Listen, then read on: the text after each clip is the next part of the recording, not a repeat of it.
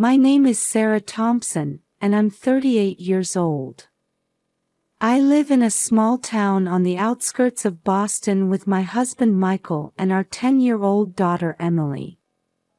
During the week, I teach 4th grade at the local elementary school, and on weekends, I cherish time with my family. I still vividly remember 15 years ago when I was in college. A young man sat next to me in the library while I was studying. His name was Michael. We talked about literature and hit it off right away. After that, we went on many dates and got married after graduation. Michael got a job at a local construction company, and I fulfilled my dream of becoming a teacher. When Emily was born, it felt like our happiness had reached its peak. Lately, Michael's been coming home late more often, and I'm starting to worry. But he just says, "I'm busy with work."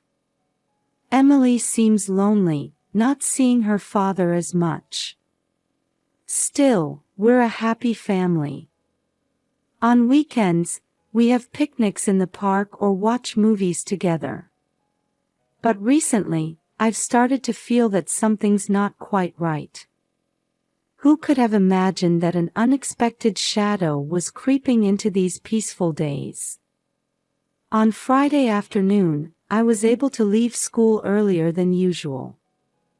As I walked home, my steps felt lighter at the thought of having dinner together as a family, something we hadn't done in a while.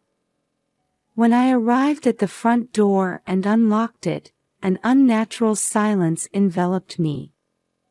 Usually, I'd hear the TV or Emily's laughter. "Michael? Emily?" I called out as I headed to the living room. What I saw there took my breath away. Michael and Emily were lying on the floor. "Michael! Emily!" I screamed as I rushed to them. Michael was breathing with difficulty, and Emily seemed to be having a seizure.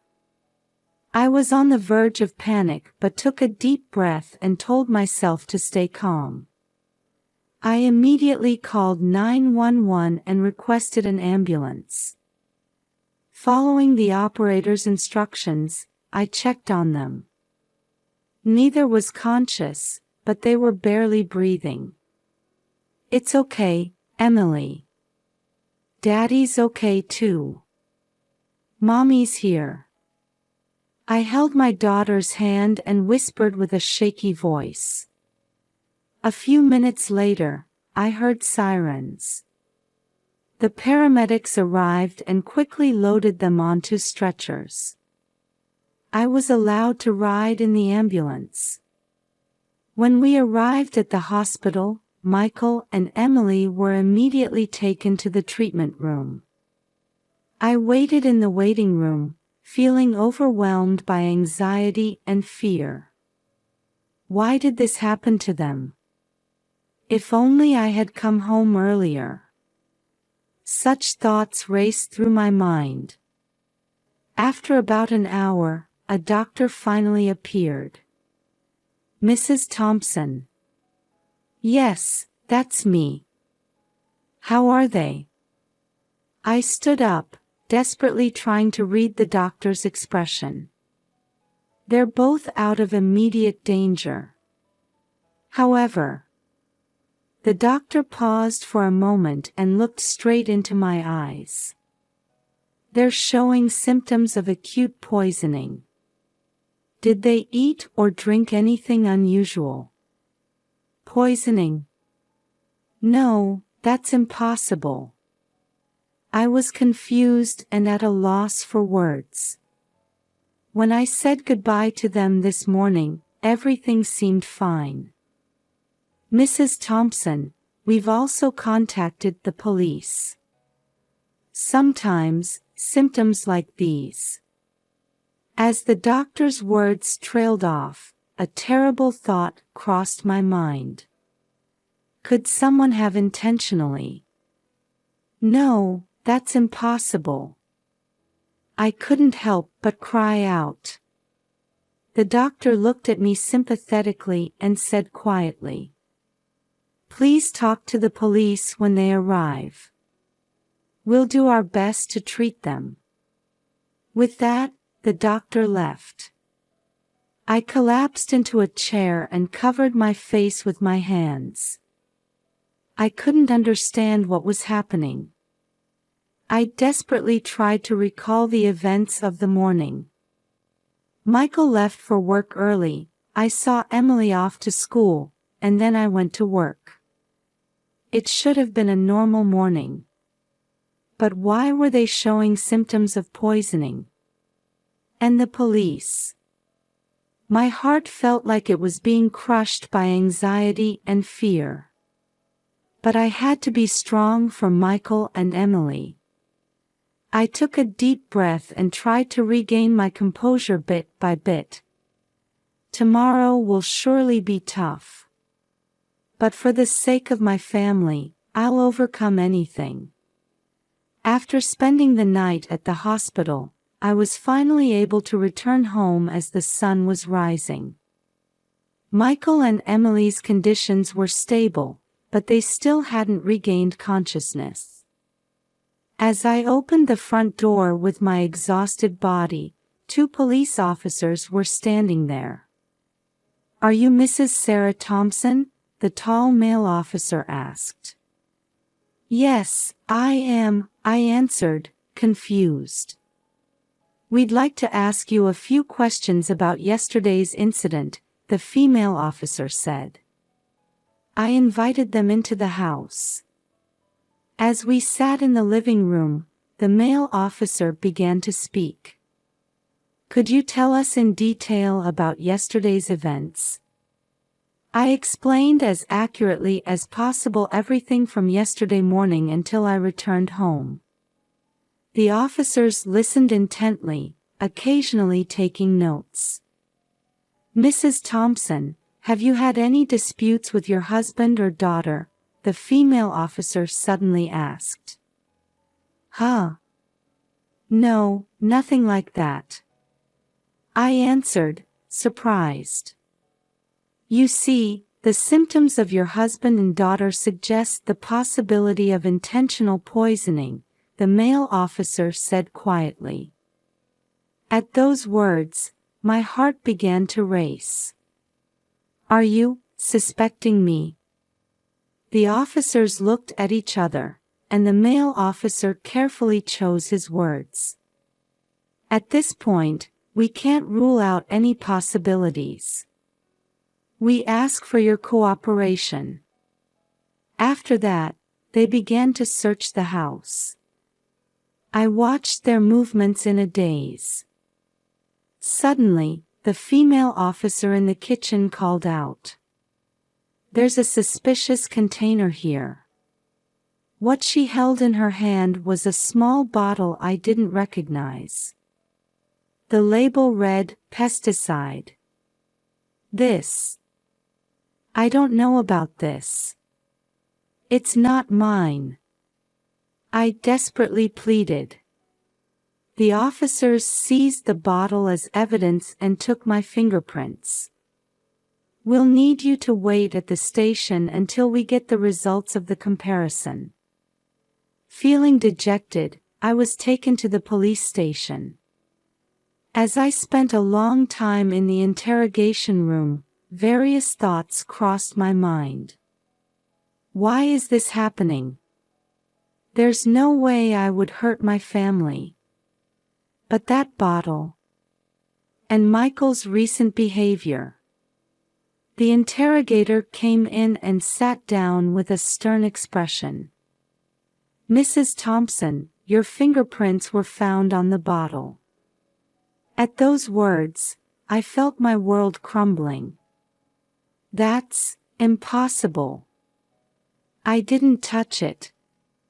"Then why were your fingerprints on it?" The interrogator's eyes pierced through me. "I don't know. I really don't know," I answered, fighting back tears. The questioning continued, but all I could do was plead my innocence. Just as fatigue and confusion were making my head fuzzy, the interrogator left the room for a moment. Alone in the room, I thought deeply. The only way out of this situation is to uncover the truth myself. But how? At that moment, a possibility crossed my mind. Could it be? Just as I had that thought, the interrogator came back into the room. "Mrs. Thompson, your bail has been granted. However, as the investigation is ongoing, please don't leave town for the time being." I left the station with mixed feelings. I must take action to uncover the truth and protect my family. As I left the police station, I was organizing my next steps in my head. To reveal the truth, I had to find evidence with my own hands. Just as I made that decision, my cell phone rang. Looking at the screen, I saw it was from my sister, Lisa. "Sarah, I heard what happened. I'm on my way there now." Lisa's voice was filled with worry. Our relationship as sisters was complicated, and we hadn't been in touch much for the past few years. Memories of past conflicts resurfaced. 10 years ago, when our parents' company was on the brink of bankruptcy, Lisa embezzled company funds for her own future. I tried to stop her, but Lisa wouldn't listen.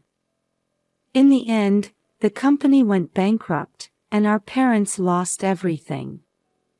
Since then, our relationship had remained strained. "Lisa, you don't need to come. I can handle this on my own." "No, Sarah. You can't do this alone. There must be something I can do." Lisa's strong tone made me lose the will to argue. "All right. But I'm going to the hospital first." At the hospital, the doctor informed me that there was no significant change in Michael and Emily's conditions. As I looked at their faces in the hospital room, I couldn't stop my tears.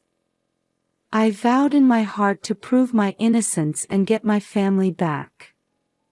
As I left the hospital, Lisa was waiting. "Sarah, is what the police are saying true?"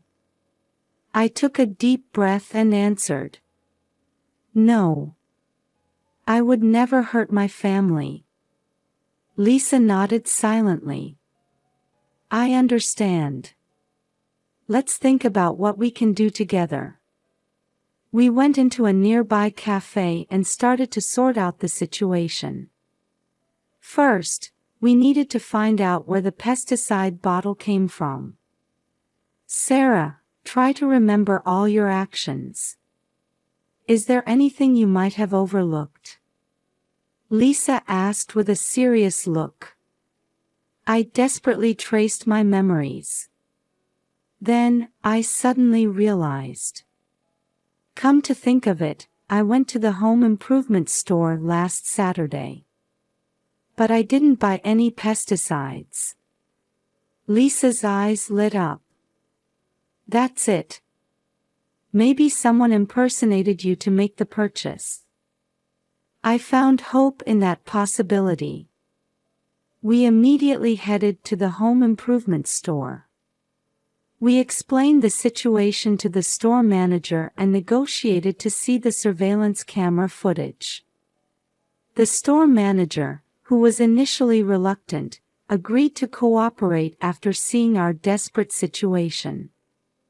As we checked the security camera footage, a surprising scene caught our eyes. The screen showed a woman who indeed looked very similar to me. But looking closely, the details were different. The person stopped in front of the pesticide shelf and picked up a bottle. "This is it." I couldn't help but exclaim.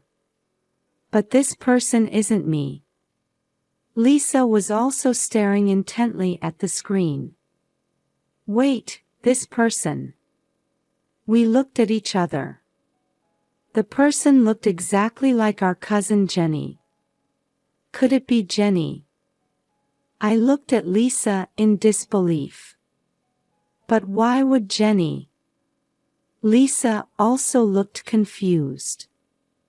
We rushed to the police station and presented this new evidence.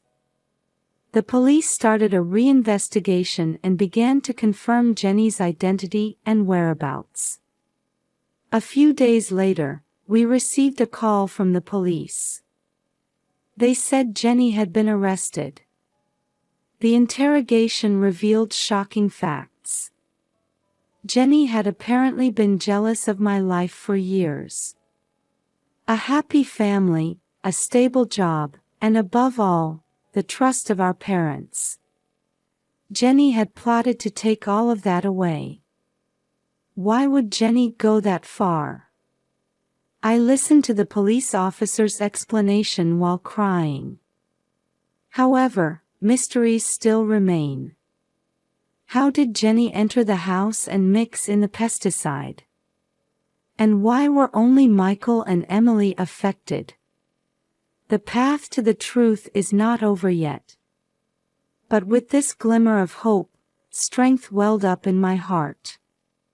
I must continue to fight to protect my family and reveal the truth. Lisa put her hand on my shoulder. Sarah, let's get through this together. I won't leave you alone again. My sister's words filled me with warmth. It's time to overcome our past conflicts and join forces as sisters. The journey to uncover the truth continues. But I'm not alone anymore. With the bond of family and a new bond with my sister, I continue to move forward. As the police investigation progressed, Lisa and I continued to pursue the truth on our own. Even after Jenny's arrest, there were still many points that didn't make sense. One day, I noticed something odd about Lisa's behavior. Her voice trembled when we talked on the phone, and she avoided eye contact. It was clear she was hiding something. Lisa, you know something, don't you? I looked at my sister with a serious gaze. After a long silence, Lisa finally spoke.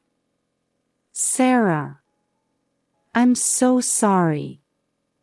And then, a shocking truth was revealed. Jenny's plan was actually devised by Lisa. But why? I asked in disbelief. Lisa began to explain through tears. She had been jealous of my life for years. The trust from our parents, a stable job, a happy family. Lisa had plotted to take it all away. But in the very end, I lost my courage. So I asked Jenny to do it. I was at a loss for words. My heart, which had believed in the bond between sisters, was shattered into pieces. But an even more shocking fact awaited. Michael's affair and his conspiracy in this plan were revealed. Lisa continued, Michael was just an affair partner at first. But he also wanted to hurt you. In my mind, all the recent events started to connect rapidly. Michael's late returns, his cold attitude lately. Everything started to make sense. Emily. I asked with a trembling voice. We didn't intend to involve Emily. But Michael. Lisa's voice trailed off. My body shook with anger and sadness. But now is not the time to be swept away by emotions. I must act calmly, for Emily's sake and for my own. Lisa, you're going to tell the police everything, right? I said quietly but firmly. Lisa nodded. Yes, I'll tell them everything. And I'll accept my punishment. We headed to the police station. Lisa's testimony revealed the full extent of the incident. Michael and Jenny were rearrested and subjected to questioning. However, this wasn't the end of everything. I still had something I needed to do. I returned to the hospital and sat beside Emily, who had regained consciousness. Emily, Mommy's here. Everything's going to be all right now. While holding my daughter's small hand, I made a firm decision. We would overcome this experience and start a new life. A few weeks later, the trial began. I stood on the witness stand and told the whole truth. Lisa, Michael, Jenny. Their actions were unforgivable, but I didn't harbor any feelings of revenge. Instead, I said to the judge, please give them appropriate punishment. However, Emily and I will begin a new life. We want to live looking forward, without being trapped by the past. After the trial, Emily and I decided to start a new life in a different town. Lisa is serving her time in prison. Sometimes, I receive letters from her. Sarah, I'm truly sorry. I finally understand your strength and kindness. I smiled as I read that letter. I believe people can change. Emily is regaining her strength day by day. Every time I see her smile, I make a vow. No matter what difficulties may await us, we can overcome them. As we ate dinner together in our new home, just Emily and me, I thought to myself, this is our new beginning. And this beginning is full of hope. A year has passed since the trial, and Emily and I have gotten used to our new life. We're living in a quiet suburban house, helping each other through each day. One day, I received a request from Lisa for a visit. I was hesitant, but with Emily's encouragement, I decided to go to the prison. Sarah, thank you for coming to see me, Lisa said with tears in her eyes. Emily said she wanted to see her aunt, I answered quietly. Lisa took a deep breath and began to speak. For the past year, I've been reflecting every day. When I think about the pain I caused you and Emily, my heart feels like it's going to break. I listened silently. Lisa continued, I'm not asking for forgiveness. But after I'm released, I want to make amends to you both. Those words spread warmth in my heart. Lisa, we're sisters. It might take time, but I believe we can walk together again. A look of relief appeared on Lisa's face. Sarah, thank you. After the visit, on my way home, I thought to myself, family bonds can sometimes be hurt and almost broken. But the power to repair them also lies within the family. A few months later, I received a letter from Michael. Sarah, Emily, I'm truly sorry. I deeply realize my own foolishness and weakness. Emily, Daddy can't come back, but I'll always love you. Emily cried as she read the letter. I hugged my daughter and said, Emily, Daddy made mistakes, but his love for you is real. Let's keep moving forward together. Emily nodded through her tears. At that moment, I felt the bond between us mother and daughter grow even stronger. Over the next few years, our lives gradually but steadily moved in a positive direction. Emily made new friends at school, and I started getting involved in the local community. After her release, Lisa moved close to us. At first, we were both hesitant, but gradually we began to rebuild our relationship as sisters. One weekend, the three of us went on a picnic. Under the blue sky, on the green grass, Emily was running around happily. "Sarah, I never thought a day like this would come," Lisa said softly. "Yes. But this is our new beginning," I answered with a smile. At that moment, Emily came running with a bouquet of flowers in her hand. "Mom, Aunt, these are for you." Lisa and I accepted the flowers from Emily. At that instant, I strongly felt the love flowing between the three of us. "Hey, Lisa," I said to my sister. "Let's keep walking this path together." Lisa nodded with tears in her eyes. "Yes, together. As a family." That evening, when we got home, Emily picked up her father's photo for the first time in a long while. "Mom, have you forgiven Dad?" I thought deeply. It might be difficult to forgive completely.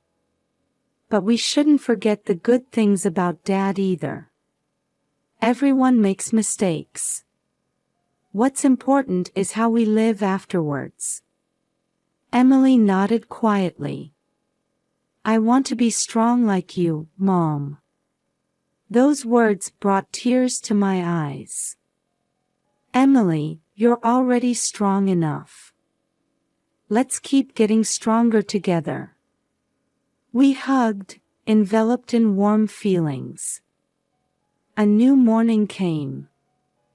The sunlight streaming through the window seemed to herald the beginning of our new life. Overcoming the pain of the past, reaffirming family bonds, and starting to walk towards a new future. I took a deep breath and whispered to myself, "Well, it's the start of a new day. May today be another happy day." Then I headed upstairs to wake Emily. Our new story has just begun. I'm truly looking forward to seeing what wonderful chapters await us.